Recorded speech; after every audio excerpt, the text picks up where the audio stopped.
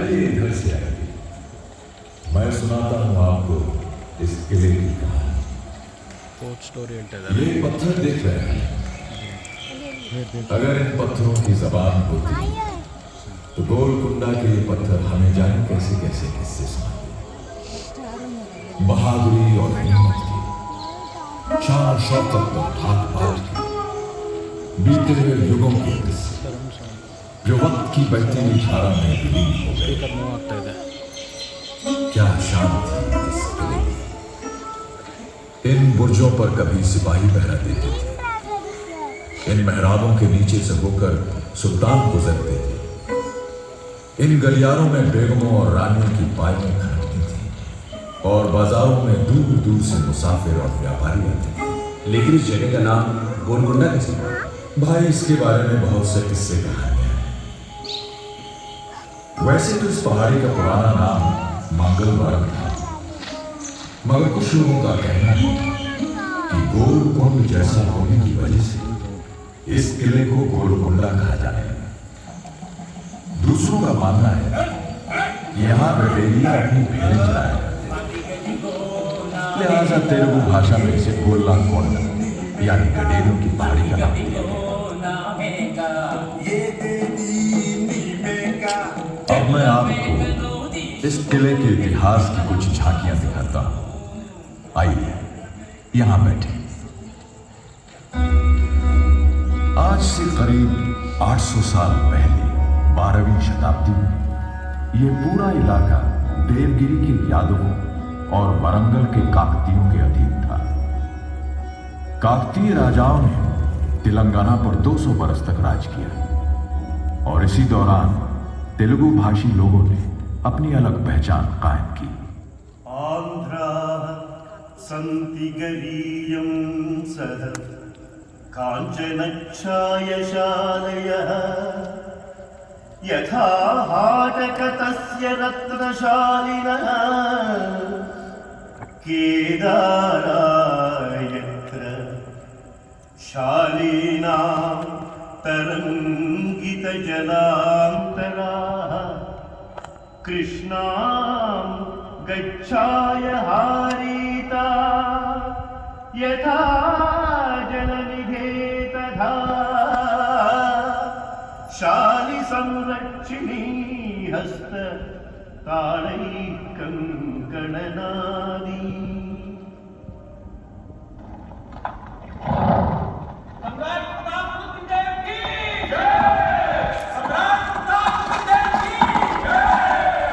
श्रीमत वल्लभी, हमने विद्रोही सामंत अम्बदेव को पराजित करके उसे उचित दंड दे दिया है।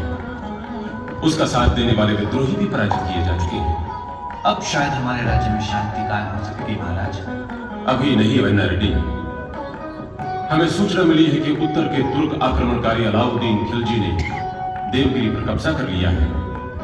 इस वजह से उत्साहित होकर वो अब तेलंगाना पर हमला करने की सोच सकता है महाराज।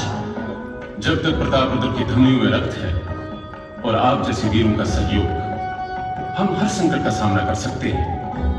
लेकिन हमें सचेत रहना होगा।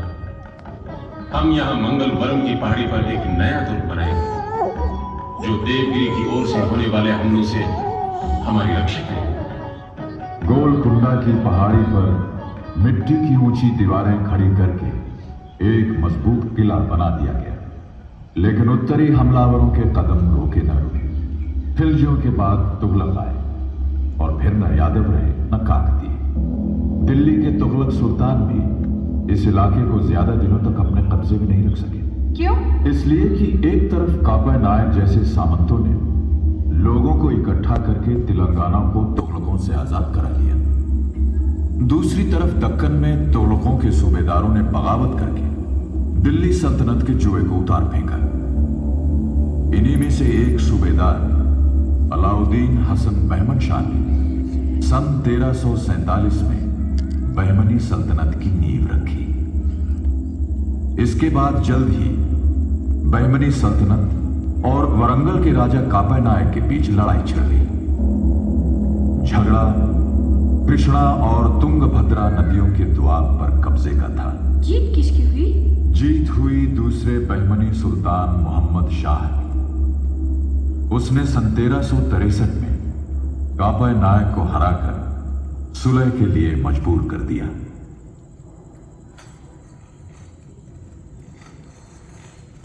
काबा नायक, ये दूसरी मर्तबा है जब हमारी फौज को तुमसे जंग करनी पड़ी है। जब तक हमारी स्वतंत्र रहने की भावना जीवित है सुल्तान, युद्ध तो होता ही रहेगा। हमें हैरत है, आजादी का ऐसा बुलंद जज्बा होते हुए तुमने फिरोज शाह तुगलक से मदद मांगी। क्या भूल गए कि इन्हीं तुगलकों से तुमने और हमने आजादी छीनी थी? बहरहाल हम तुम्हारे आजादी के जज्बे का एहतराम करते हैं और तुम्हारा मखलूका इलाका लौटाने को तैयार है, लेकिन हमें आपका अधीनस्थ राजा होना स्वीकार नहीं है। तुम आजाद हो गई, लेकिन आगे के लिए जंग की गुंजाइश को खत्म करने के लिए गोलकुंडा का किला हमारे पास में रहेगा। यही हमारी पूर्वी सरहद का निशान होगा। और इस तरह गोलकुंडा बहमनी सल्तनत का हिस्सा बन गया। अगले 100 साल के दौरान बहमनी सल्तनत खूब फली फूली। 14वें बहमनी सुल्तान महमूद शाह के जमाने में फारस के मशहूर शहर हमादान से एक ऐसा नौजवान उनके दरबार में पहुंचा जो आगे चलकर गोलकुंडा की तकदीर बदल देने वाला था। सुल्तान कुली, आपके इल्म ने तो हमें मुतासिर किया ही है। आपकी दिलेरी और हिम्मत भी काबिल तारीफ है। यह आपकी जर्रा नवाजी है आलीजा। आपको बीदर में किसी किस्म की तकलीफ तो नहीं?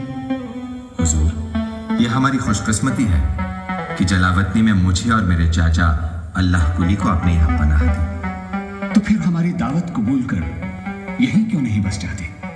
हुजूर, मेरे लिए आपकी ख्वाहिश हुक्म का दर्जा रखती है। सुभान अल्लाह, आज से हम आपको खवास खान का खिताब देकर अपने दरबार में शामिल करते हैं। यहीं से सुल्तान कुली की किस्मत का सितारा तेजी से बुलंदी की तरफ बढ़ने लगा। महज 7 बरस में सुल्तान कुली कदम दर कदम तरक्की करते हुए कुतुबुल मुल्क तेलंगाना के तरफदार और गोलकुंडा के जागीरदार बन गए। सन 1518 में सुल्तान महमूद शाह की मौत के बाद सुल्तान कुली पूरी तरह आजाद हो गए।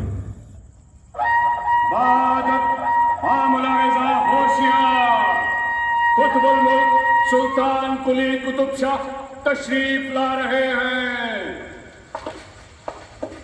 बड़े मालिक, विजयनगर और बीजापुर के इलाकों में अब अमन चैन है। तेलंगाना का निजाम भी अब पहले से मजबूत है और हमें इसे मजबूत बनाए रखना होगा मीर जुमला। इसीलिए हमने गोलकुंडा को अपनी राजधानी बनाने का फैसला किया है। लेकिन हुजूर, ये जगह रियासत की मरकज में तो नहीं है। इसके बावजूद रियासत की हिफाजत के लिए इससे बेहतर और कोई जगह नहीं। यहाँ पहले से मिट्टी का किला मौजूद है। हम पत्थर और मसाले से इस किले को और भी मजबूत बनाएंगे। इसी में हमारा रिहायश महल होगा। मतलब पहली बार किसी राजा ने गोलकुंडा को अपनी राजधानी बनाकर वहां रहने का फैसला किया। बिल्कुल सही समझा आपने। और जानते हैं, सुल्तान कुली हमादान से अपने मन में ईरान की ऊंची मीनारों, बुलंद दरवाजों और शानदार मेहराबों की तस्वीरें सजो कर लाए थे। गोलकुंडा के किले में इसकी झलक आज भी नजर आती है। किले की बाहरी दीवार का घेरा 7 किलोमीटर है। इस कंगूरेदार दीवार में 8 दरवाजे और 87 बुर्ज है। बाहरी दीवार के अंदर 2 और हिफाजती दीवारें हैं। इन्हीं के अंदर है शाही इलाका बाला हिसार।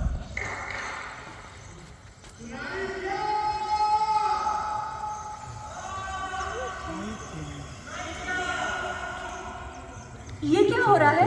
तालियां कौन बजा रहा है? सैलानी है, आप जैसे। बाला हिसार में जब आप दाखिल हुए थे तो एक चौकोर बरामदे में पहुंचे थे ना? हाँ, पहुंचे थे। तो बस कुछ लोग वहां खड़े हैं और कुछ बारादरी में। वो बरामदा ऐसी खूबी से बनाया गया है कि अगर उसके बीचों बीच खड़े होकर ताली बजाई जाए तो उसकी आवाज बारादरी में साफ सुनी जा सकती है। अरे वाह, ये तो कारीगरी का बड़ा नायाब नमूना है। भाई, उस जमाने में आज की तरह टेलीफोन तो थे नहीं, बाला हिसार में जब कोई मेहमान आता था तो इसी तरह पहरेदार उसके आने की खबर बारादरी में दिया करते थे। ये बारादरी कहाँ है? बारादरी बाला हिसार की चोटी पर है, 400-450 फुट ऊपर। देख रहे हैं ना, वो रही। वहां से दूर दूर तक चारों तरफ का नजारा किया जा सकता है। इसी बारादरी के नीचे सुल्तान का दीवाने खास है। वहां पहुंचने के लिए 360 सीढ़ियां चढ़नी पड़ती हैं। बाहरी दरवाजे से दीवाने खास की तरफ चलें तो रास्ते में तरह तरह की इमारतें मिलती हैं। डाक महल, जहां फरियादी आते थे, दीवान का दफ्तर, असलाह खाना, बारूद खाना, इब्राहिम कुतुब शाह की मस्जिद और हां, महाकाली का एक मंदिर भी, जो शायद पुराने काकतीय राजाओं ने बनवाया था। कुतुब शाही सुल्तान बड़े उदार रहे होंगे। सही फरमाया आपने। कुतुब शाही निजाम में मजहबी भेदभाव का नामो निशान नहीं था। सुल्तान रहते कहाँ थे? इसी जगह जहां हम मौजूद हैं। दीवाने खास से 280 सीढ़ियां उतरकर सुल्तान ने इस रिहायशी इलाके बना दिया।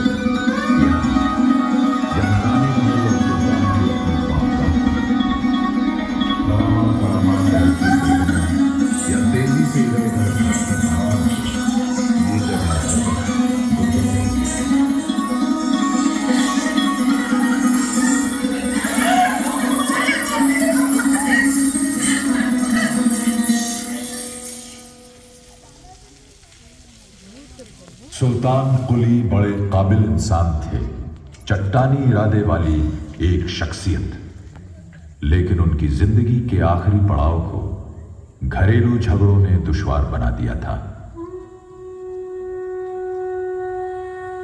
ऐ परवरदिगार, गुज़िश्ता 60 बरसों से मुसलसल जंग कर रहा हूं। एक नई सल्तनत की दागवेल डाली है, मगर औलाद में एक भी ऐसा नहीं जिसे सल्तनत सौंपकर अपना आखिरी वक्त तेरी इबादत में बसर कर सकूं। हैदर पर भरोसा था, पर उसको तूने मेरी जिंदगी में ही उठा लिया। कुतुबुद्दीन को सल्तनत में दिलचस्पी ही नहीं। जमशेद और दौलत की नाफरमानी का ये आलम है कि अगर उन्हें मैं खुद कैद न करता तो वो मुझे बेड़ियां पहना देते। छोटा इब्राहिम महज 13 बरस का है। या खुदा, मैं क्या करूं? अब तू ही मुझे रास्ता दिखा। इस बीच सुल्तान कुली का तीसरा बेटा यार कुली जमशेद खान गोलकुंडा में नजरबंदी के दौरान साजिशों के जाल फैला रहा था। सच कहता हूं हमदानी, इस कैद से तो मौत बेहतर है। अब्बा हुजूर ये मानने को तैयार नहीं कि सल्तनत मेरे हाथों में महफूज रहेगी। आप जैसे काबिल शहजादे को इस तरह घुसते हुए देखकर बेहद तकलीफ होती है। हाँ, जब मुझे कैद में डालकर अब्बा हुजूर को अफसोस नहीं तो किसी और को क्या होगा? ऐसा ना करिए शहजादे, अगर आपकी तकलीफ दूर करना बंदे दिवस में होता तो फौरन कर देता। कर सकते हो हमदानी, तुम कर सकते हो। किस तरह? अब हुक्म कीजिए। बस एक ही तरीका बचा है, अब सुल्तान को रास्ते से हटा दिया जाए। कैसा बेरहम बेटा था। गद्दी के लालच में बाप को ही मारने चला। क्या उसकी साजिश कामयाब हुई? अफसोस तो इसी बात का है। छोटे भाई का क्या हुआ? सबसे छोटे भाई इब्राहिम को भागकर विजयनगर में पनाह लेनी पड़ी। अगले 7 बरस गोलकुंडा के इतिहास में बेपनाह उथल पुथल लेकर आए। लेकिन सन 1550 में जमशेद कुतुब शाह की मौत के बाद इब्राहिम बड़ी धूमधाम के साथ विजयनगर से गोलकुंडा वापस आए।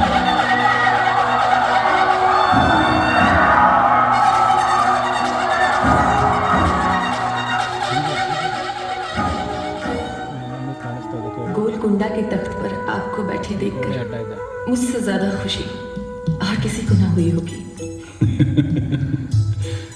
विजयनगर की शान शौकत को आप इतनी जल्दी भूल गई भागीरथी?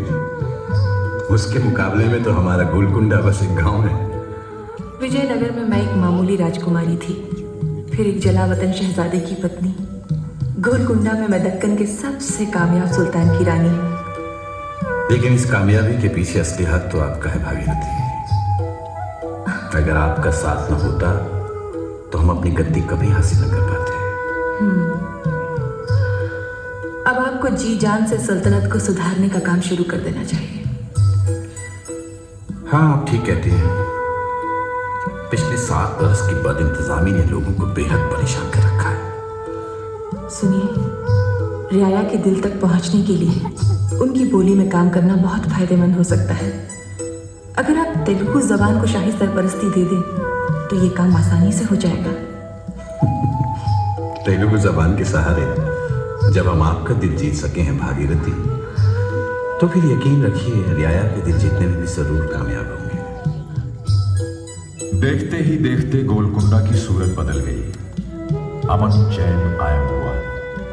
किले की मरम्मत शुरू हुई। पानी की किल्लत दूर करने के लिए मशहूर हुसैन सागर सरोवर बनवाया गया। सिंचाई का इंतजाम होते ही फसलें लहलहाने लगी और गोलकुंडा ने खुशहाली के दौर में कदम रखा। अमन चैन और खुशहाली ने कला और शेर व शायरी को भी बढ़ावा दिया।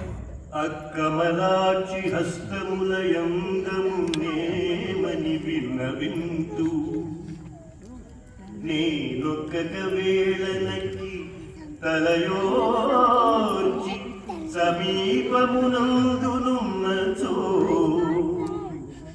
జొక్కపుదమ్మి పూవులను గరుడ కమరాళిగా కెంపెక్కిన పల్లవంబులను నిత్తను దాయును గండు కోయలు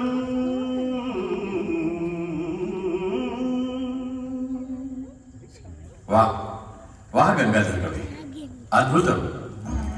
क्या नाम रखा है आपने इस काव्य का? तापती संवर्ण उपख्यान। आपने सचमुच प्रेम की इस दास्तान को जिंदा कर दिया है। सुभान अल्लाह। हुजूर, सुना है रुद्र कवि ने हाल ही में बिल्कुल एक नई चीज तैयार की, शायरी भी है और नाटक। अच्छा, तो आज उसे यही सुनते हैं। आइए आइए रुद्र कवि, तशरीफ रखिए। लगता है कि आज अच्छी खासी महफिल चलेगी। राजकार्य में व्यस्त होते हुए भी सुल्तान कला और साहित्य के लिए समय निकाल लेते हैं। ये सचमुच प्रसन्नता की बात है। शायरी में आवाम की आवाज बोलती है रुद्र कवि, उसे सुनना भी तो हमारा फर्ज है ना। इसीलिए तो तेलंगाना के लोग आपको इतना चाहते हैं। जानते हैं लोग आपको किस नाम से बुलाते हैं? मल के भरा या केवल अभरा? ये तेलंगाना के लोगों के प्यार की ही निशानी है रुद्र कवि। बहरहाल हमने सुना है कि आपने कोई नई किस्म की शायरी की है। सुल्तान, इस नई रचना में मैंने यक्षगान की देशी शैली में एक प्रयोग किया है। तो इसका एक हिस्सा सुनाइए रुद्र कवि। कनुलनश्रुडु क्रम्मगवगचुन् औराविधिवशमनितलयूजुन् यतिति प्राणमुलिकननितलजुन् क्रमरसुम्मुनुरुम्मुननొత్తుन् येगतिनोतुनिकननि पलुकुन् बबुरे विधियनि पालము ముట్టు